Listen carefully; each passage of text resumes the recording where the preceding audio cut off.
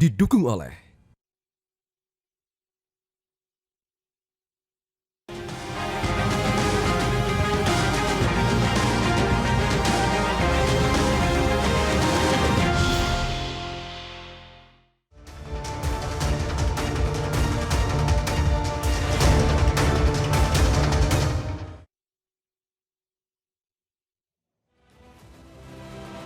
Selamat malam pemirsa, pertumbuhan ekonomi Indonesia di kuartal keempat tahun 2025 lalu tumbuh tinggi 5,39%, sehingga pertumbuhan ekonomi sepanjang tahun 2025 mencapai 5,11%, tertinggi di antara 20 ekonomi terbesar dunia negara-negara anggota G20 atau G20. Seperti apa potret terkini perekonomian Indonesia saat ini, pemirsa, bersama saya Leonard Samosir, inilah Top Economy.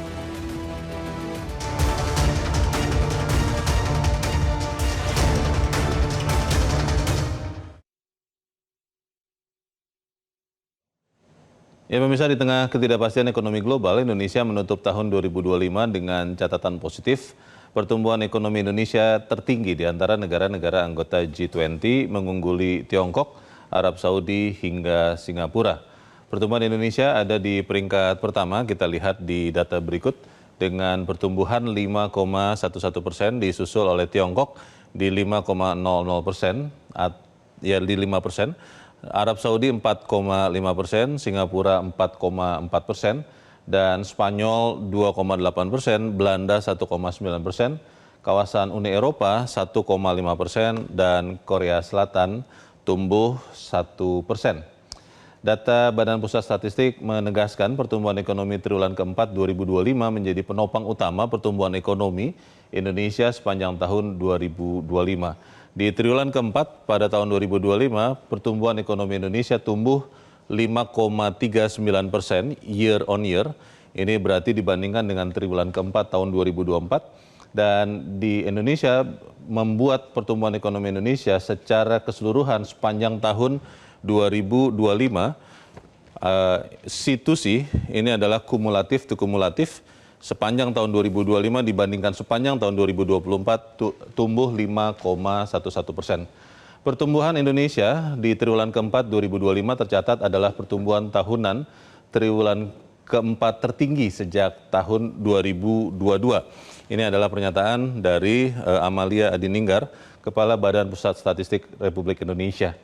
Dari pertumbuhan itu ada 5 sektor kunci pemirsa yang menjadi pendorong utama pertumbuhan ekonomi 2025, yaitu industri pengolahan, perdagangan, pertanian, konstruksi, dan pertambangan. Seluruhnya menopang lebih dari 63%, tepatnya 63,09% PDB nasional di tahun 2025. Sementara itu industri pengolahan juga tumbuh dan industri transportasi dan pergudangan mencatatkan pertumbuhan tertinggi 8,98% seiring dengan meningkatnya aktivitas ekonomi. Konsumsi dan pengeluaran rumah tangga juga menunjukkan penguatan. Konsumsi rumah tangga masih menjadi mesin utama ekonomi seperti selama ini di Indonesia. Di tahun 2025 kontribusi konsumsi rumah tangga ada di angka 53,63% terhadap PDB. Ini menunjukkan daya beli masyarakat yang masih relatif terjaga di tengah tekanan global. Mesin pertumbuhan ekonomi selanjutnya kalau kita lihat adalah investasi sektor real. Angka pembentukan modal tetap bruto atau PMTB ini yang sering dipakai sebagai angka secara umum sebagai angka investasi tumbuh 6,12%, menandakan bahwa kepercayaan dunia usaha terhadap prospek ekonomi Indonesia ke depan. Bukan hanya investasi dan konsumsi, sektor lain juga terus tumbuh, yaitu sektor pertanian yang tumbuh 5,33%. Ini adalah salah satu sektor yang banyak menyerap tenaga kerja di tahun 2025 lalu. Lalu industri pengolahan juga tumbuh 5,30%, perdagangan dan reparasi tumbuh 3,81%, dan kemudian konstruksi juga tumbuh 3,81%. Yang tadi industri perdagangan dan reparasi tumbuh 5,49%, ini angka agak salah. Dan kemudian sektor lainnya adalah tumbuh 6,26%. Selanjutnya pemirsa, konsumsi rumah tangga tumbuh 4,98%, konsumsi lembaga non rumah tangga LNPRT 5,13%, konsumsi pemerintah juga masih naik 2,5%, PMTB 5,09%, ekspor 7,3% dan impor 4,77%. Kombinasi ini menunjukkan pertumbuhan tidak hanya bertumpu pada salah satu sumber saja.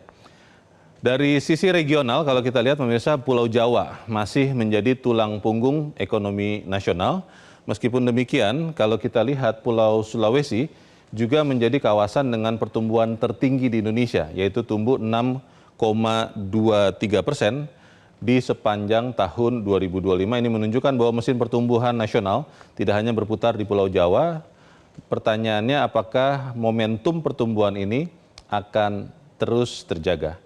Sesaat lagi saya akan segera kembali pemirsa untuk mengupas potret terkini ekonomi Indonesia bersama para narasumber kunci, ekonom Badan Komunikasi Pemerintah, Sekjen Himpunan Pengusaha Muda Indonesia, dan pengamat ekonomi senior. Tetaplah di Top Ekonomi.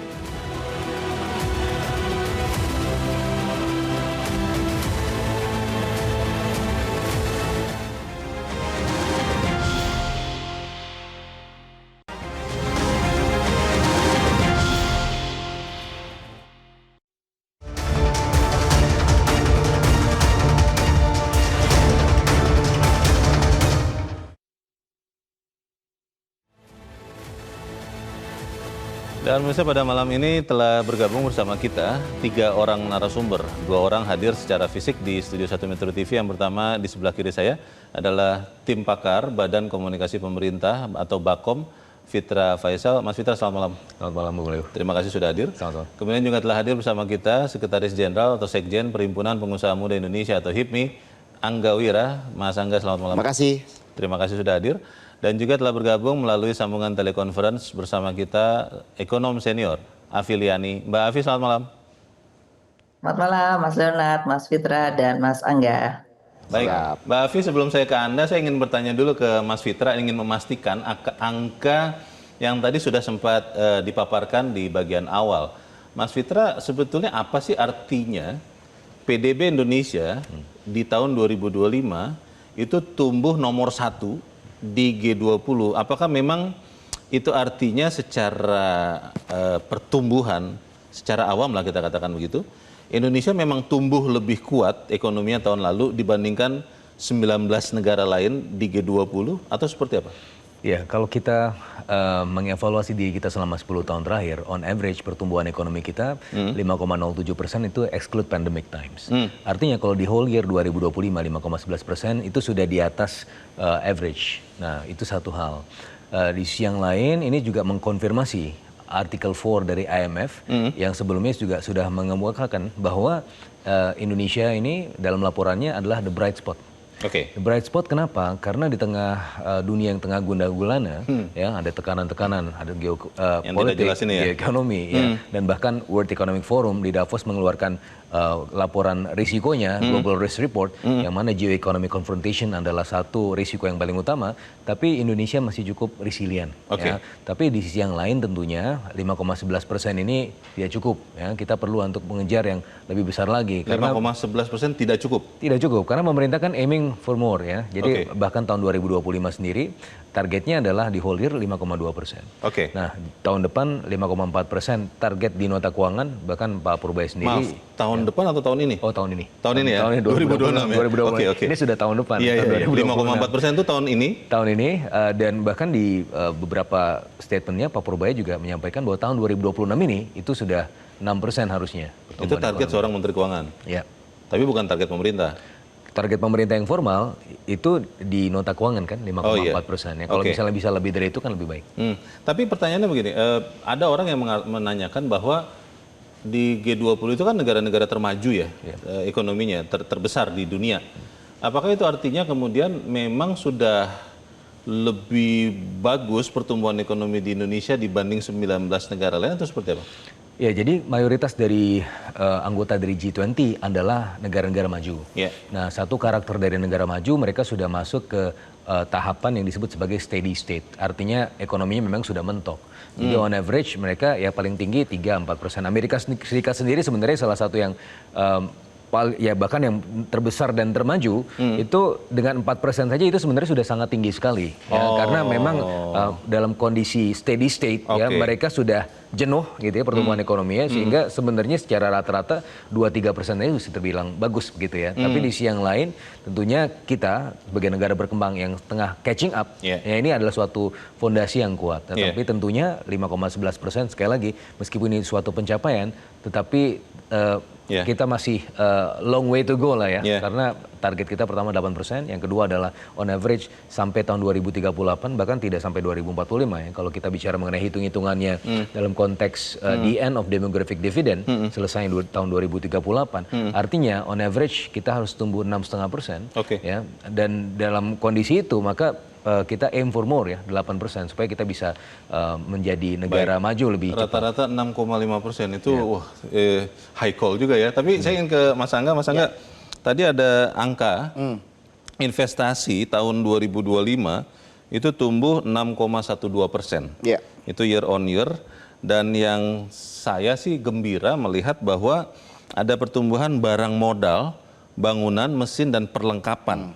Yang biasanya itu kan adalah tanda-tanda bahwa industri sudah mulai bergeliat.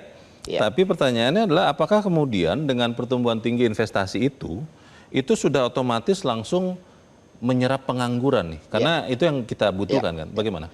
Ya pertama tadi pertumbuhan ekonomi kita secara average kan 5% ya dari tahun ke tahun ya. Tapi kan pertanyaannya apakah pertumbuhan kita ini berkualitas atau tidak? Karena dia nyambung, menyambung apakah menyerap tenaga kerja, lalu apakah kredit perbankan itu jatuh ke sektor-sektor yang produktif ya, Mas Fitra. Tapi faktanya kan masih yang ke konsumtif ini kan. Nah ini kan menjadi tantangan ya. Padahal kan secara program ini kan sebenarnya Pak Prabowo sudah punya strategi nih misalnya seperti program MBG digelontorkan hampir 300 berapa? 335 triliun. 335 triliun. Itu kan sebenarnya sebuah insentif yang harusnya bisa menjadi lompatan ya. Nah, ini kan sebenarnya harus ada ramuan yang lebih agresif lagi nih, ya kan? Khususnya ya saya menyoroti dari sisi perbankan ya. Kalau selama ini kan cenderung kredit ini kan resepnya itu diarahkan kepada sektor-sektor yang misalnya KUR, kredit usaha rakyat, yang itu ya lebih tepatnya ke sektor mikro ya. Mungkin udah hampir 15 tahun kali ya Mas Fitra program ini kan. Nah padahal kan yang kalau kita mau bicara pertumbuhan yang berkualitas ya tadi ya, PMI kita bisa naik ya, mau nggak mau harus didorong itu ke industri ya. Nah ini kan harus ada strategi yang tepat. Dan mungkin kami dari HIPMI ya bagaimana kita bisa punya suatu strategi untuk bisa membuat suatu skema kredit untuk menengah, kredit usaha menengah. Let's say misalnya mulai dari 5 miliar sampai 50 miliar gitu Mas Fitra. Ini saya lihat belum ada keberanian ya. Mungkin dari pemerintah saya juga belum melihat atau mungkin juga dari perbankan untuk kalau kita mau lompat ke 6,5% itu kan harus ada keberanian seperti itu gitu. Dan industri harus ditopang begitu ya. Ya harus ada keberanian di situ dan sebenarnya yang punya tanggung jawab untuk menaikkan kelas ya pengusaha ini adalah perbankan itu sendiri, karena kan dia yang tahu data nih. Oh si A berapa omsetnya, berapa ininya, lalu dia bisa ditambahkan berapa, lalu fokusnya ke bidang apa. Jangan sampai tadi ya mohon maaf ya, mungkin juga saya kritisi seperti mungkin program MBG gitu ya. Programnya udah berjalan setahun misalnya, skema pembiayaan dari perbankannya mungkin khususnya Himbara tidak clear juga seperti apa gitu loh. Belum lagi kita mau masuknya harusnya di 2026 ini stagingnya bukan lagi membangun dapur-dapur SPPG, tapi bagaimana juga misalnya menyatukan supply chain yang ada gitu. Ekosistemnya. Menyempurnakan. Itu kan perlu dukungan apa namanya? Pendanaan lagi gitu loh. Misalnya satu klaster ada 10.000 atau 100.000 ekor ayam gitu kan. Ini kan nggak bisa dibiayai pakai KUR gitu loh. Kita rasional aja. Nah ini menurut saya apa yang disampaikan oleh Pak Prabowo itu kan sudah message keras ya kepada misalnya kepada direksi-direksi Himbara. Harus bisa diterjemahkan juga gitu loh. Tapi Mas Angga ingin kembali lagi bertanya karena Mas Angga kan dari Himpunan Pengusaha Muda ya, pengusaha. Tadi kembali investasi tahun lalu itu tumbuh 6,12% year on year. Lalu juga realisasi investasi ini kan sering jadi momok ya. Bagaimana dulu-dulu itu komitmen saja yang tinggi tapi realisasinya rendah. Tapi realisasi investasi PMA dan PMDN lokal itu naik 12,66%. Ini di sektor apa sebetulnya yang paling tinggi dan apakah memang ini kalau saya mengartikan jawaban Mas Angga tadi kurang menyerap tenaga kerja sebetulnya bagaimana? Ya kalau kita lihat kan memang dari data yang ada ya dari Kementerian Investasi kan memang sekarang kan memang harus ada kewajiban LKPM ya melaporkan realisasi investasi. Tapi kalau kita lihat investasi yang masuk kan masih dalam sektor-sektor yang tadi ya berkaitan juga mungkin pertambangan gitu lah. Lalu ya hilirisasi karena kita lihat juga data di misalnya di wilayah Sulawesi pertumbuhannya cukup tinggi karena kan masuknya ke smelter gitu loh. Nah ini kan tidak langsung berdampak ya. Menyerap tenaga kerjanya tidak banyak maksudnya? Tidak bisa menyerap tenaga kerja secara langsung. Makanya harusnya memang yang harus digenjot apalagi dengan adanya program MBG yaitu adalah investasi kepada sektor agroindustri. Nah ini pasti menurut saya ini pasti akan menyerap tenaga kerja dengan cukup besar dan memang harapan dari Pak Prabowo kan Indonesia will feeding the world gitu loh. Ingin tapi kan jangan sampai hanya nggak naik kelas gitu loh. Ya pertama kan tentunya lokal dulu, lalu ke regional, nasional pengusahanya kualitasnya kan lokal dulu berkuat dulu kan. Nah, konsumsinya kan di lokal dulu lah. Naik dan akhirnya juga ke nasional, ke internasional. Menarik Mas Angga sudah menyentuh MBG. Saya ingin bertanya ke Mbak Afi. Mbak Afi, MBG sekarang itu kan yang saya dengar, yang saya lihat di pemberitaan itu supplier sering keteteran seperti tadi kata Mas Angga ya, kalau tidak salah telur, susu itu keteteran dengan kebutuhan MBG. Kalau Anda kaitkan Mbak Afi dengan ekonomi Indonesia yang tumbuh sebetulnya tinggi di tahun lalu, ini apakah ekosistem MBG dulu ya, kita fokus di situ Mbak, itu bisa segera kemudian disempurnakan sehingga kemudian dampak ekonominya tinggi atau seperti apa Mbak Afi?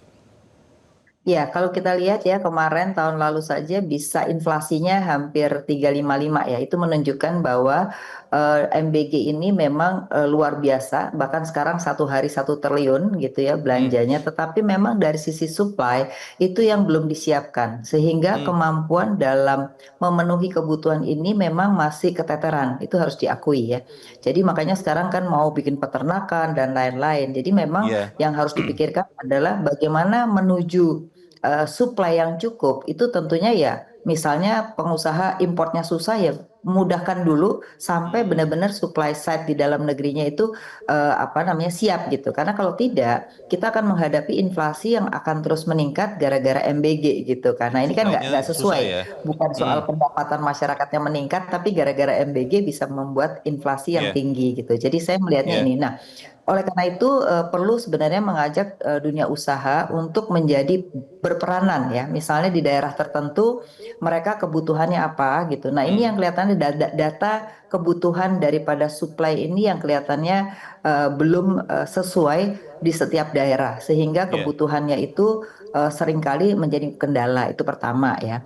Nah yang kedua memang perlu dievaluasi lagi adalah MBG-nya sih setuju ya, tapi apakah dengan model sekarang itu cocok gitu ya? Karena kalau kita lihat untuk memperbaiki ekonomi sebenarnya salah satunya dengan 2 cara. Bisa dengan sekolah masing-masing itu misalnya kantinnya atau komite sekolah itu akan membuat ekonomi juga akan lebih luas atau kepada orang tua. Karena kalau kita lihat SMP SMA itu kebanyakan mereka sudah kurang sesuai dengan MBG ya, sehingga menurut saya perlu dievaluasi kembali gitu. Itu yang menjadi menarik untuk cermati ya. Mbak Afi, kalau kita lihat juga angka ya yang tadi sudah dipaparkan, konsumsi itu masih bertahan di atas 5 ya, tepatnya 5,11% di tahun 2025. Walaupun memang juga kita tahu itu intervensi pemerintah banyak ya untuk menjaga daya beli, ada banyak bantuan-bantuan begitu. Kalau Anda melihat karena konsumsi itu masih menyumbangkan separuh lebih dari pertumbuhan tahun lalu Mbak Afi, untuk tahun ini tuh harusnya seperti apa untuk meningkatkan atau menjaga daya beli masyarakat Mbak Afi? Oke, jadi saya melihat gini, kenapa kita bisa tumbuh 5% ya? Karena kalau kita dari struktur masyarakat, kita bagi menjadi 4 strata.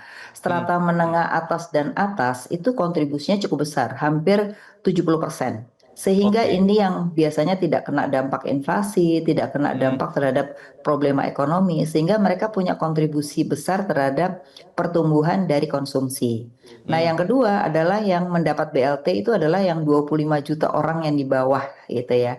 Nah, Ya. memang yang sekarang punya masalah itu sekitar 75 juta orang. Dia tidak dapat BLT, tapi penghasilannya menghadapi penurunan. Jadi sebenarnya kalau kita lihat secara konsumsi, ini tidak akan ada problem ke depannya gitu. Tapi Ya. masalahnya pemerataan yang tidak terjadi. Jadi yang perlu dilakukan oleh pemerintah adalah jangan hanya melihat dari pertumbuhan konsumsinya, tapi pemerataan dari 75 juta orang ini yang sekarang sedang punya problem. Ya, makanya ada Ya. program magang, ya kan? Ya. Kemudian ada program berbagai program, tapi nggak bisa terus-menerus karena itu akan memakan APBN, maka perlu adanya pemberdayaan swasta yang lebih baik. Karena menurut Oke. saya era swasta ini harus digandeng, jangan dimusuhin justru Nah, gitu.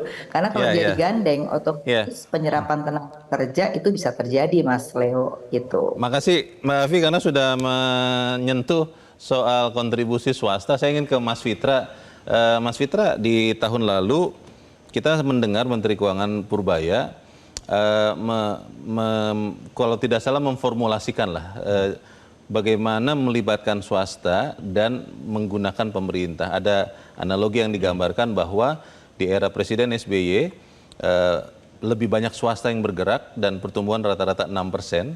Di era Presiden Jokowi, pemerintah banyak membangun infrastruktur sehingga pertumbuhan rata-rata 5% dan katanya yang akan dikombinasikan adalah dua-duanya. Itu kira-kira akan diwujudkan di tahun ini tidak? Bentuknya apa itu? Ya, sebenarnya kita sudah bisa merasakannya semenjak akhir tahun lalu ya, terutama di kuartal keempat. Ya, jadi prinsipnya adalah yang tumbuh 5,39% ya? betul. Oke. Pemerintah dalam hal ini prinsipnya adalah crowding in, bukan crowding out ya. Jadi ketika terlalu banyak peran pemerintah di situ, ya itu bisa meminggirkan peran swasta. Yeah. Ya, mungkin teman-teman pengusaha dalam hal ini, abang kita juga pasti akan merasakan sekali ya kemarin ketika pemerintah terlalu dominan sehingga swasta nggak kebagian. Nah, jadi salah satu cara antara ya untuk kemudian memoderasi itu semua, salah satunya yang sudah dilakukan tahun lalu, akhir tahun lalu adalah dengan efek likuiditas. Nah, efek likuiditas yang seharusnya SAL itu saldo anggaran lebih ditaruh di Bank Indonesia, tapi sekarang sudah mulai dimasukkan ke Himbara. Saya cek ke teman-teman Himbara, mereka sangat terbantu sekali ya dengan penambahan likuiditas itu. Akhirnya mereka nggak perlu cari-cari lagi. Di sisi yang lain kita juga melihat bagaimana angka PMTB itu 6,12%, itu juga sejalan ya dengan tren peningkatan likuiditas tersebut. Begitu juga dengan tren pertumbuhan ekonomi yang 5,11%. Tapi tentunya ini juga perlu kita sadari bahwa seperti yang disampaikan Bu Afi tadi, bahwa kalau kita lihat ya bagi beberapa kelas tadi ya, jadi ada yang desil paling atas, desil paling bawah, ya. Kemudian ada kelas menengah, ya. Growth incidence curve untuk yang paling bawah itu relatif lebih baik, ya. Jadi pertumbuhan ya dari sisi income untuk kelas yang paling bawah atau kalau kita bicara yang paling miskin 23,36 juta orang, itu sebenarnya sudah berada dalam wacana atau horizon pemerintah ya karena sudah ada di data. Yang kaya sementara ini tidak punya masalah ya. Aman lah ya. Ya, tapi yang di tengah-tengah adalah kelompok yang bukan kaya dan bukan miskin. Bukan kaya artinya dia nggak punya banyak uang, bukan miskin nggak dapat bansos. Nah, makanya apa yang dilakukan pemerintah sekarang tujuannya adalah untuk kemudian ini growth incidence curve yang paling tengah ini ternyata justru anjlok negatif, ibaratnya kue digigit, ya ini yang kiri kanannya itu oke lengkap, tapi yang di bawah itu terprosok. Yang kelas menengah, yang kelas menengah tadi. Nah, jadi caranya adalah untuk mempertebal dan membuka ruang ekonomi seluas-luasnya, ya salah satunya tadi lewat industrialisasi. Ya, efek likuiditas itu juga memajukan peran swasta, karena biar bagaimanapun yang nangkap kredit-kredit ini siapa sih? Ya swasta juga. Tetapi memang ada tadi catatannya, seperti Bang Angga tadi sampaikan, bahwa bank ini hanya mengejar yang kaya dan meninggalkan yang miskin, ya meninggalkan yang kecil, ngejar-ngejar yang besar. Nah kalau kita tiba-tiba miskin itu nggak dikejar lagi. Nah itu yang menjadi concern presiden gitu kan. Kenapa Himbara ini kok begitu-begitu aja nggak ada efek pembangunannya? Maka dalam konteks ini kita harus bicara juga mengenai ekosistemnya. Salah satunya mungkin OJK dalam hal ini harus ada regulasi yang kemudian menaungi mereka supaya arm pembangunan itu betul-betul kerasa. Jadi bukan hanya ya tiba-tiba kaya terus dikejar, miskin kemudian ditinggalkan. Tetapi ya tentunya sebagaimana Himbara adalah state-owned companies, adalah arm pembangunan yang juga bisa memberi channeling through kepada program prioritas pemerintah tadi. Saya tertarik dengan angka ini, Mas Angga ya, angka pertumbuhan sektor manufaktur. Ya. Di tahun lalu itu tumbuh 5,3%. Ya. Itu bagus ya. Dan kemudian kita lihat juga PMI tadi Anda sudah sebut manufaktur itu ada di zona ekspansif. Ya, betul. Apakah memang sekarang pabrik-pabrik di Indonesia itu memang dalam posisi yang sangat ekspansif atau seperti apa sekarang gambaran umumnya? Ya sebenarnya kalau bicara fakta di lapangan ya, ya boleh dibilang kan ini kan harus fakta memang. iya fakta ya. Artinya kan kalau kita misalnya contoh ya ekspor kita ke Amerika itu kan juga cenderung juga meningkat ya. Jadi memang apa namanya ke market-market yang juga ekspor tradisional kita cenderung ekspor kita juga meningkat. Tapi kan kita kan juga nggak bisa, karena apalagi negara maju kan seperti tadi Mas Fitra bilang pertumbuhannya ya segitu-gitu aja ya. Karena sudah cukup jenuh lah cukup ya. jenuh, artinya kan memang dengan perlu size yang besar betul, itu. artinya perlu ada agresivitas ya ke yang lain juga gitu ya. Tapi ya ini boleh dibilang ini catatan yang sangat positif, tapi kan nggak bisa berhenti di situ saja. Padahal kan kita juga sebenarnya yang harus kita optimalkan ini kan market dalam negeri, karena size market dalam negeri kita kan cukup besar. Jangan sampai kita mau keluar tapi ini tergerus oleh barang impor juga kan gitu ya. Pasar kita dikuasai orang lain malah ya. Makanya ya saya juga cenderung juga apa namanya memberikan apresiasi ya. Karena ya istilahnya bea cukai ini semua udah dikontrol, mudah-mudahan itu kemarin juga seperti industri baja juga mendapat perhatian juga cukup luar biasa. Ini salah satu yang istilahnya memberikan angin segar juga ya. Pemerintah memberikan perhatian misalnya kepada Krakatau Steel gitu kan. Ini saya rasa hal-hal yang positif karena itu mother of industry. Kalau ininya kuat, strong, kita juga bisa kompetitif ya. Ya ini juga saya rasa menjadi poin ya. Tadi kali nyambung ke apa Mbak Afi tadi ya. Harapan kita memang ada Indonesia incorporated ya. Jadi ya artinya hal-hal yang sudah bisa dikerjakan oleh swasta jangan lagi BUMN ikut terlalu dalam gitu loh. Nah, ini yang mungkin menjadi PR kita juga gitu loh. Baik. Tadi Mas Angga sudah sempat sebut smelter di Sulawesi. Pertanyaan ini kan menjadi klasik tapi ketemu lagi bagaimana pertumbuhan itu merata Jawa dan di luar Jawa. Tapi kita harus jeda dahulu, pemirsa tetap bersama kami, Top Ekonomi segera kembali.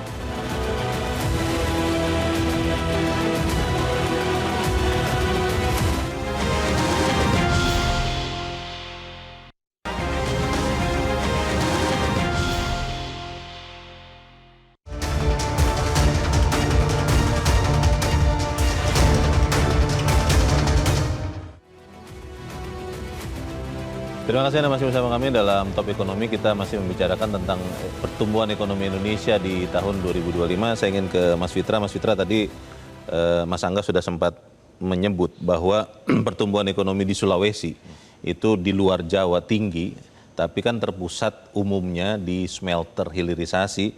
Dan pertanyaannya adalah apakah itu juga berdampak langsung kepada rakyat masyarakat di Sulawesi? Apakah mereka langsung mendapat pekerjaan dari situ, langsung dapat efek ekonomi? Bagaimana Mas Vito? Ya, kalau kita coba cross step dengan data-data yang lain, misalnya data kemiskinan ya, kalau kita cek ya Sulawesi Tengah, Sulawesi Tenggara, Sulawesi Utara, ya, Sulawesi Selatan, itu rata-rata tingkat kemiskinannya turun. Ya. Tetapi ya tentunya itu saya tidak cukup, karena kalau kita lihat dari laju pengurangan angka kemiskinan, tidak sejalan dengan laju pertumbuhan ekonominya. Gitu kan, berarti memang ada absorptive capacity yang juga cukup terbatas ya dari aspek-aspek lokal tersebut. Nah makanya dalam hal ini ya hilirisasi adalah one thing, dan sebenarnya hilirisasi ya ini ahlinya nih Bang Angga, itu kan lebih capital intensif. Nah kalau kita bicara capital intensif berarti skillnya juga butuh skill yang ya relatif lebih skill setnya lebih tinggi ya dibandingkan dengan umumnya. Dan makanya ke depan ya kita juga melihat bagaimana pemerintah dalam hal ini sudah mencanangkan ya bagaimana untuk mengembangkan talenta sumber daya manusia lokal ya supaya bisa kemudian compete dan juga compatible dengan kebutuhan industri tersebut. Karena tidak hanya di Sulawesi, Bung Leo, kalau kita lihat misalnya zoom in di Maluku ada beberapa tempat yang pertumbuhannya tinggi, puluhan persen malah. Ya, lebih smelter juga kan?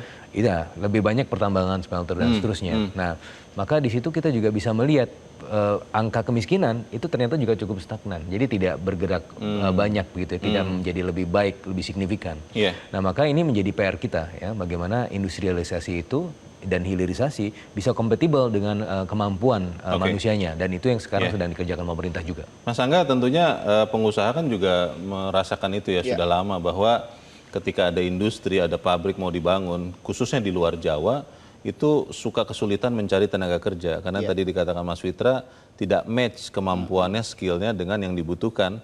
Ini kira-kira bagaimana solusinya dan apa yang sudah dilakukan HIPMI untuk membuat pertumbuhan itu tidak hanya di Pulau Jawa saja, tapi di luar-luar Pulau Jawa? Iya, tentunya ini kan memang PR dari tahun ke tahun ya. Dan saya lihat juga sebenarnya sudah berusaha mungkin dengan program SMK dan lain sebagainya. Tapi Vokasi memang, ya. tapi memang kan artinya perubahan ini kan sangat cepat ya, sangat apa namanya, Dinamis. dia dinamis sekali gitu. Jadi memang artinya ada perubahan-perubahan kurikulum ini juga perlu dilakukan juga dengan link and match dengan industrinya gitu loh. Nah ini juga menjadi sangat penting ya.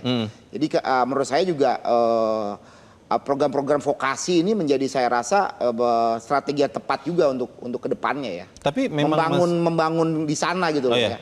Tapi memang masih on the right track tidak, bahwa ekonomi Indonesia dengan pertumbuhan tadi industri saat ini smelter lah kita katakan, di luar Jawa itu memang masih on the right track atau memang ada yang perlu dilakukan lagi? Iya, memang harus mengarahnya kepada industri yang apa namanya, bukan berbasis tambang lagi ya, tapi memang kepada industrinya gitu. Nilai tambahnya ya. Nilai tambahnya, ada produk yang dihasilkannya, dan kita juga sangat mengapresiasi misalnya sudah ada tadi concern terhadap industri baja kita gitu kan. Itu juga ya harapannya ada industri-industri turunan yang lagi yang memang bisa mengabsorb hal tersebut. Tadi kan Pak Prabowo juga menyetir bagaimana menghidupkan misalnya genteknisasi gitu loh ya. Nah ini juga menurut saya menjadi concern sebenarnya, walaupun juga tidak serta-merta itu bisa diterapkan di semua daerah juga, tapi artinya ya ada suatu perhatian ya, bahwa industri padat karya kan harapannya kan memang menciptakan industri padat karya. Nah ini yang menjadi salah satu strategi kedepannya, dan harus juga match juga dengan misalnya program perumahan gitu kan, harus ada demand-nya di-create, tapi juga supply-nya juga harus ada juga. Jangan sampai nanti terjadi inflasi lagi kan. Demand-nya sudah ada tapi supply-nya belum difikirkan. Ini memang perlu duduk juga. Memang harus ada klasterisasi juga gitu. Tapi sekarang sudah terasa ya bahwa kesempatan untuk swasta itu makin banyak diberikan oleh pemerintah, kan sesuai dengan visi tadi Menteri Keuangan yang saya sitiri. Ya sebenarnya gini ya, kalau kita lihat kan memang pengusaha Indonesia ini semangat ya, kalau saya lihat ya. Contoh misalnya kita boleh ambil sederhana aja. Ini kan dapur-dapur MBG mungkin jumlah sekarang 15 ribuan, ini kan investasi semua. Iya kan, dan itu 2 miliar lah taruhlah, satu titik kali 15 ribu udah berapa uang beredar, itu kan tercermin swasta banyak semua. di situ. Ya, dan itu kan boleh dibilang juga nekat juga, karena kan nggak ada kontrak, nggak ada apa kan. Kalau bicara kita program MBG percaya saja gitu loh. Jadi pengusaha kita ini percaya saja gitu terhadap trustnya kepada pemerintah kan tinggi gitu. Tapi maksudnya jangan hanya berhenti di situ, harus diarahkan tadi bagaimana ini bisa naik kelas gitu kan. Kan sangat sayang hanya berharapnya ada dibayar oleh government, tapi kan harus naik kelas supaya juga dia bisa meng-create pasar baru kan gitu. Baik, Mbak Afi, bicara soal menumbuhkan pertumbuhan ekonomi di luar Jawa, Mbak, itu saat ini kan kita melihat ya masih mayoritas dikuasai oleh hilirisasi atau smelter. Ada tidak yang bisa kemudian selain itu, Mbak Afi? Oke, yang kita lupakan justru adalah hulurisasi, karena menurut saya hulunya itu belum digarap. Di mana kita tahu sekarang industri itu hampir 70% masih tergantung import ya. Jadi saya melihatnya justru di sini kita kan bicara pangan, bicara pertanian. Nah, harusnya kita juga bicara hulurisasi, karena hulurisasi ini banyak menyerap tenaga kerja khususnya di sektor pertanian. Sedangkan sektor pertambangan walaupun berkembang dan kita lihat juga investasinya tinggi, tapi dia tidak menyerap tenaga kerja yang cukup banyak karena dia lebih banyak padat modal. Itu satu ya. Yang kedua, tenaga kerja terhadap dulu kan ada yang namanya transfer knowledge ya. Nah, sekarang ini kayaknya kurang transfer knowledge itu. Sehingga kebanyakan tenaga kerja asing tidak digantikan oleh tenaga kerja Indonesia ya. Ya. Nah yang ketiga yang kita juga perlu lakukan sebenarnya, kita nggak usah malu. Sebenarnya kebutuhan tenaga kerja di luar dari masyarakat Indonesia itu tinggi, yang berbasis non non ART ya. Itu sebenarnya cukup besar. Nurse misalnya, kemudian tenaga operator komputer Ya. misalnya itu cukup tinggi. Tapi kita nggak garap. Jadi ini juga menurut saya jangan malu gitu. Kenapa kita juga nggak ekspor tenaga kerja, tapi yang memang berkualitas skillnya gitu ya. Karena memang kesempatan kerja ke depan itu kan tidak mungkin juga begitu Ya. luas dan begitu cepat. Karena Ya. membangun hilirisasi itu juga tidak bisa dalam waktu setahun 2 tahun. Dia butuh waktu yang cukup panjang. Nah ini, nah yang kelima yang kita lupa adalah UKM itu sebenarnya bukan butuh modal saja.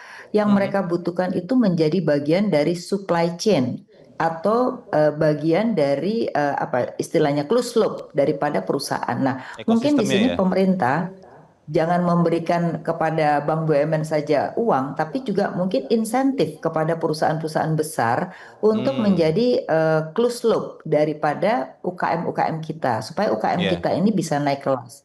Jadi kalau menurut saya KUR itu tidak efektif karena hanya memberikan tapi hasilnya tidak membuat orang naik kelas gitu. Tapi kalau nanti ada insentif dan Ya. mereka itu Ya. berkolaborasi dengan perusahaan menengah besar, itu Ya. akan jauh lebih besar value added-nya. Nah, ini yang Oke. mungkin menurut saya bisa dilakukan. Gitu, Mas. Mbak Afi, ada satu angka juga di sektor pariwisata ya tahun lalu itu tumbuhnya baik Ya. di Bali, Nusa Tenggara. Masih ada Balinya sih, tapi Nusa Tenggara sudah mulai tumbuh. Lalu juga di tahun 2025 itu kunjungan wisatawan mancanegara ya, itu rekor tertinggi dalam 6 tahun terakhir. 15 juta lebih kunjungan. Ini apakah juga bisa tetap kita andalkan Mbak Afi untuk menumbuhkan pertumbuhan ekonomi di luar Pulau Jawa atau memang perlu lagi topangan khususnya infrastruktur untuk menunjang pariwisata ini, Mbak?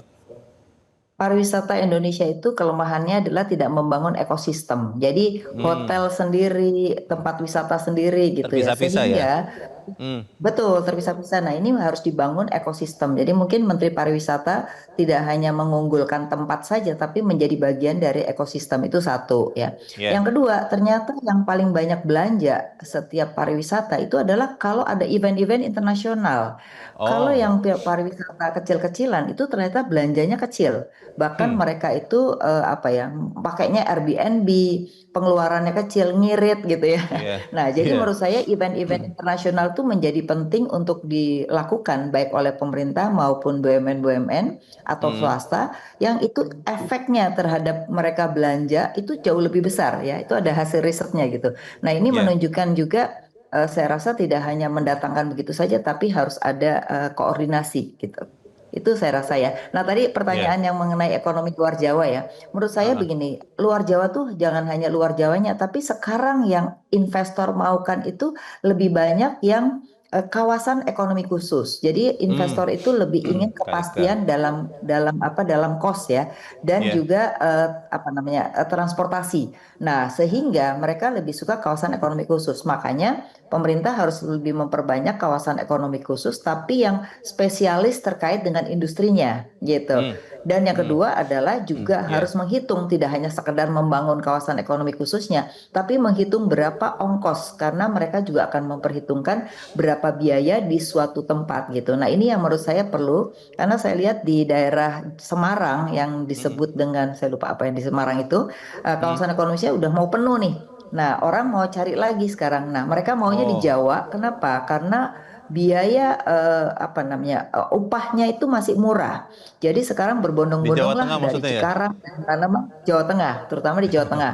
Itu yang paling besar karena upahnya masih sangat kecil ya. Tapi Ya. luar Jawa kan kita tahu dong relatif transportasinya lebih sulit gitu ya. Jadi menurut saya sih kita nggak usah memaksakan karena kalau kita paksakan akhirnya juga cost-nya tinggi nggak ada yang mau juga gitu ya. Iya, Jadi kita iya. jangan bicara luar Jawa tapi bahwa luar Jawa itu apa sih yang cocok? Mungkin potensinya lebih pariwisata dibandingkan kita paksakan industri di sana gitu. Saya rasa itu. Jadi harus sesuai dengan potensi daerahnya Baik. dan kebutuhan baik tenaga kerja maupun transportasinya itu perlu diperhitungkan gitu.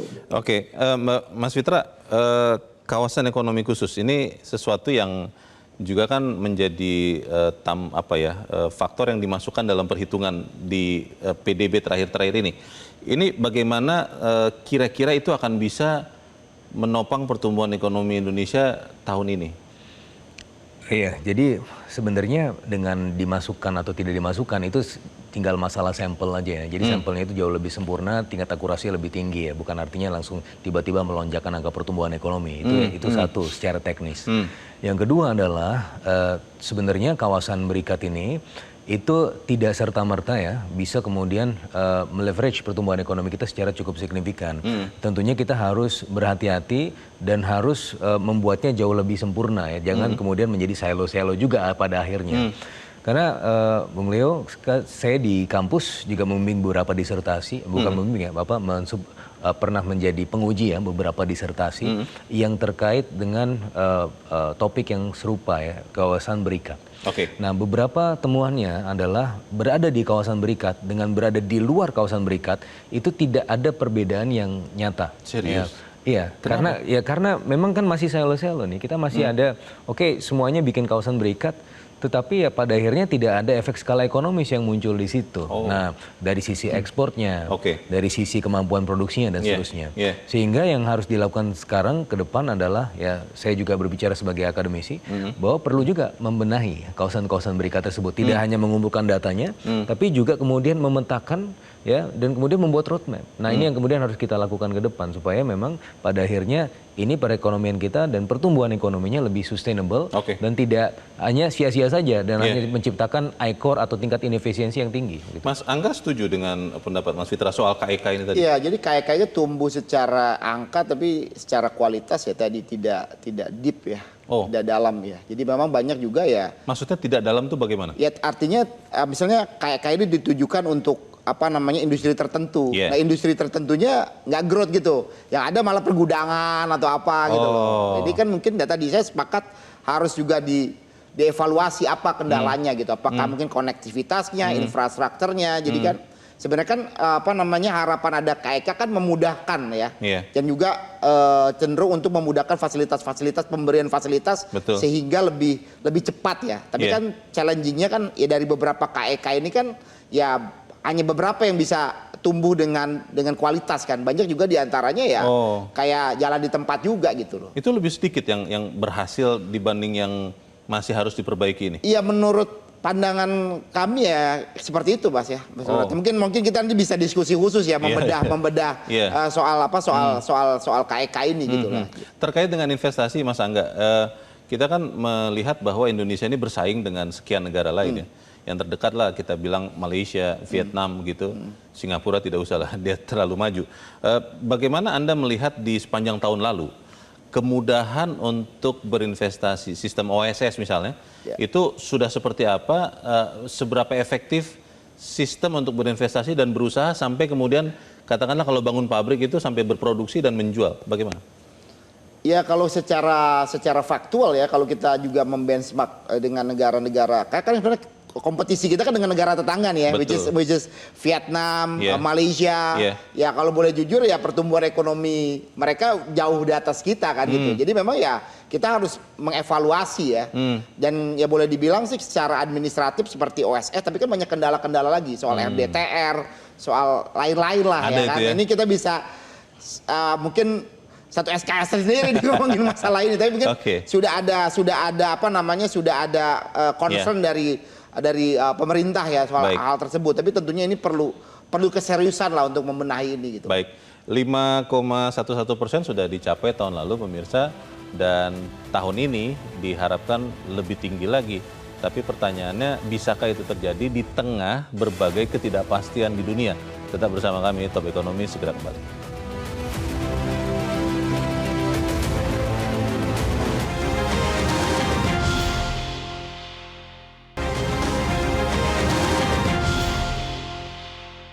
Terima kasih Anda masih bersama kami dan kita di bagian akhir diskusi kita malam ini. Saya ingin ke Mbak Afi. Mbak Afi, secara singkat Mbak, tahun ini apa yang harus diprioritaskan oleh pemerintah supaya setidak-tidaknya bisa tumbuh ya 5,11% lagi Mbak? Ya, yang pertama pastinya yang kontribusi paling besar dari PDB kita tuh ada dua. Satu adalah konsumsi dan kedua adalah investasi. Nah, tentunya konsumsi itu harus menjaga daya beli masyarakat, terutama yang tadi saya sampaikan. Yang kedua adalah investasi. Kalau kita lihat investasi itu peran swasta itu ternyata 80%. Sedangkan BUMN itu cuma 15 dan pemerintah itu cuma 8% dari APBN. Nah, oleh karena itu manfaatkanlah kontribusi yang besar itu 80% untuk menjadi motor penggerak ya. Sedangkan BUMN mungkin juga tetap sama gitu, tapi 80% ini menjadi motor penggerak itu harus diutamakan. Ya, Jadi mudahkanlah segala sesuatunya gitu ya. Nah, yang ketiga adalah kalau kita lihat memang dari sisi perpajakan ini kan agak mengkhawatirkan ya. Jadi mungkin di sini juga harus memberikan confidence kepada masyarakat atau dunia usaha bahwa ya. pajak ini bukan berarti dikejar-kejar gara-gara defisitnya yang makin besar gitu. Jadi supaya ada kenyamanan dari masyarakat dan dunia usaha. Saya rasa itu Oke. menjadi kunci penting. Sama Ya. tadi kolaborasi antara UMKM dengan perusahaan besar supaya bisa sama-sama tumbuh gitu. Terima kasih. Proyeksi Mbak Afi, tahun ini kita tumbuh tetap di atas 5% atau bagaimana Mbak? Menurut saya sih untuk mencapai 5,4 tuh sebenarnya nggak sulit ya menurut saya. Oke, Tapi kalau mau tumbuh lebih tinggi lagi perlu kerja keras. baik. Kalau untuk Terima kasih. 5,4 dua hal itu tadi. Oke, terima kasih Mbak Afi. Mas Angga bagaimana tahun ini? Iya, pertama Indonesia kan tidak kekurangan uang juga kan karena likuiditas banyak gitu ya. Iya. Tidak kekurangan program-program sudah cukup banyak. Pengusaha juga udah mulai growth juga, pengusahanya banyak. Yang kurang menurut saya tadi arsitektur dari pembiayaan gitu loh. Nah, harus ada arsitektur dari pembiayaan itu yang mampu mendorong pertumbuhan yang lebih inklusif. Nah, PR-nya kita harus duduk sama-sama nih Mas Fitra, membenahi bagaimana benar-benar bank ini menjadi lokomotif gitu loh. Gampang aja mungkin Pak Prabowo targetin aja satu bank himbara bisa mandiri, targetin dari 10.000 membina 10.000 pengusaha untuk naik kelas gitu ya. Supaya terukur secara kuantitatif dan kualitatif. Simpel kan sebenarnya kalau pengusahanya naik, pajaknya juga akan tinggi gitu loh. Tapi kalau misalnya nggak ada pengusaha yang naik kelas ya gimana mau mendapatkan pajak yang lebih besar lagi. Jangan sampai ya tadi 4L lu lagi ya. Nah, ini Oke. kan yang menjadi PR. Ini Mbak Afi saya juga sepakat soal huluisasi ya. Misalnya di sektor pertanian ini menurut saya juga harus menjadi perhatian, harus kita keroyok sama-sama. Tapi sekali lagi skema arsitektur pembiayaannya dari banknya harus clear juga gitu. Kalau enggak ya jalan dan tempat dan itu lagi nantinya. Kalau langkah Bank Indonesia yang cukup agresif ya menurunkan suku bunga, menurut HIPMI itu sudah cukup atau seperti apa? Ya nanti akan kembali ke level teknis lagi kan. Jadi seperti kita cerita dulu sebelum masuk ke studio kan pada waktu dulu BI masih sangat berkuasa kan. Zamannya Pak Rahmat Saleh itu Bang Abdul Latif pendiri HIPMI pernah cerita bahwa Bank Indonesia ditugaskan oleh Pak Harto pada waktu itu untuk membina pengusaha-pengusaha pribumi gitu loh. Dan itu berhasil sebenarnya. Dan ini model ini menurut saya harus Bisa dilakukan lagi oleh CEO-CEO Bank Himbara menurut saya. Terima kasih. Mas Fitra.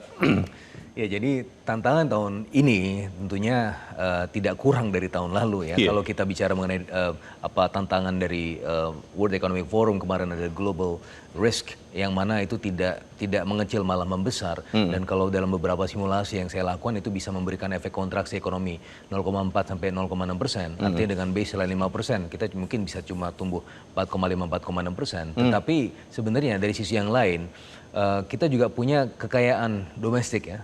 Salah satunya adalah tentunya ya rakyatnya itu sendiri yang memiliki, kita punya mass consumption. Yang kedua juga dari sisi shovel ready projectnya Danantara yang kalau dalam hitung-hitungan saya itu tahun ini bisa menambah growth factor hingga 1 sampai 1,2%. Jadi kalau kita baseline-nya 5%, tambah 1% itu bisa 6%. Makanya itu kenapa Pak Purbaya sangat yakin bisa 6%, salah satu juga karena tidak hanya pemerintah tapi juga ada Danantara gitu. Baik, kita harap apa yang kita bicarakan malam ini menyumbangkan untuk pengambilan kebijakan agar ekonomi Indonesia bukan hanya tumbuh tapi juga berkualitas. Saya berterima kasih kepada Mbak Afiliani, Mas Angga Wira, dan Mas Fitra. Dan pemirsa, terima kasih Anda bersama kami. Kita berjumpa kembali dalam Top Ekonomi Selasa pekan depan. Saya Leonard Samosir, selamat malam. Sampai jumpa.